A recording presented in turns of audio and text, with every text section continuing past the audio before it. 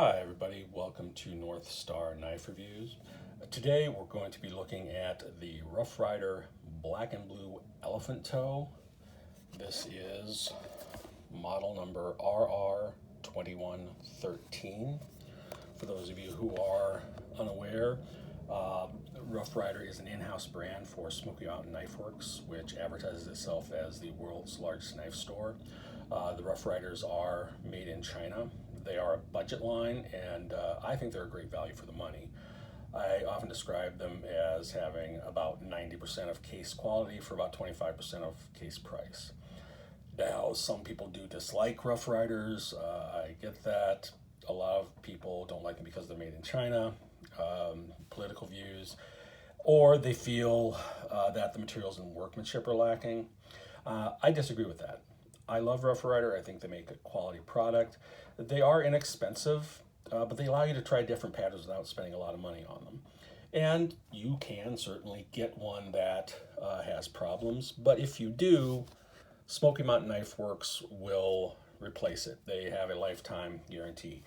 The fit and finish isn't always perfect, but I could say the same thing about case. But generally, I have found these to be pretty good. So let's take a look at the knife itself. It comes in this little magnetic box. And here we have the black and blue elephant toe. This is a knife design that's been around for over a century. You may see them also called elephant toenails or sunfish. The terms really get used interchangeably. It is a very thick knife. Typically it's going to have 2 spear point blades, but there are a number of other configurations, and I have seen them up to 4 blades. Originally these were designed as heavy-duty work knives. Came around the late 1800s to maybe the turn of the century in the 1900s. Various sources suggest that they were commonly used by carpenters and also to cut rope. They have a very thick blade and are very good for that. Whatever the history, I think they're really cool knives. Now, they do come, this is an equal end. You'll also see a sleeve board pattern where this end is smaller than the other end. Some people have a distinction between the elephant toe, which they say comes on a sleeve board, and the sunfish, which they say comes at the equal end. In this case, it's an equal end, but Rough Ryder is referring to it as an elephant toe.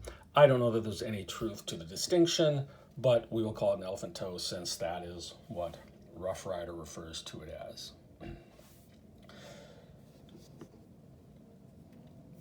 You can take a look at the knife, and the covers are made of a saw-cut blue bone, and there are black liners. It's a little hard to see in the video, but in person there is a very thin black liner underneath the saw-cut bone. There are 5 pins in each side, as you can see.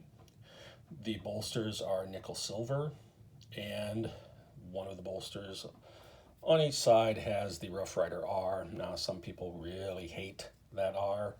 I'm indifferent to it. I think it's fine, but to each their own. Okay. There are pretty good transitions on this. You really can't feel a whole lot of the transition between the bolster and the covers. Maybe just a little bit. The the pin for the back spring on the front side is just a little bit proud, and you can see that there. But other than that, it really is quite nice fit and finish. Little bit of gapping, you can see in the spring here, and maybe also a little bit here. But again, the fit and finish, for my money, this is pretty spot on. Now, as I said, typically what you're going to see on an elephant toe or a sunfish are 2 spear point blades. This is not a traditional. This has, for the main blade, something that Smoky Mountain Knife Works refers to as, excuse me, as a cleaver. Personally, I would probably call it a modified sheepsfoot. You can see that it's not flat like a sheepsfoot. It does have a little bit of belly, but it really is largely a sheepsfoot shaped blade. But if they want to call it a cleaver, that's fine. You can see the Rough Ryder on the tang. Has a match strike pull and a very nice little swedge. On the back, we have the 440 razor sharp steel and the model number RR2113. This is made of 440A, which again is a budget steel, but quite honestly, for most people it's probably fine. Just strop it occasionally, and when it does need a sharpening, you can do so relatively easily. The secondary blade is a nice little Wharnecliffe.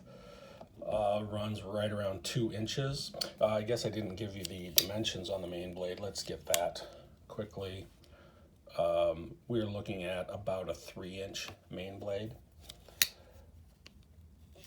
The secondary, as I said, is about 2 inches. Nice little Wharnecliffe. Again, you have the tang stamp, the match strike pull.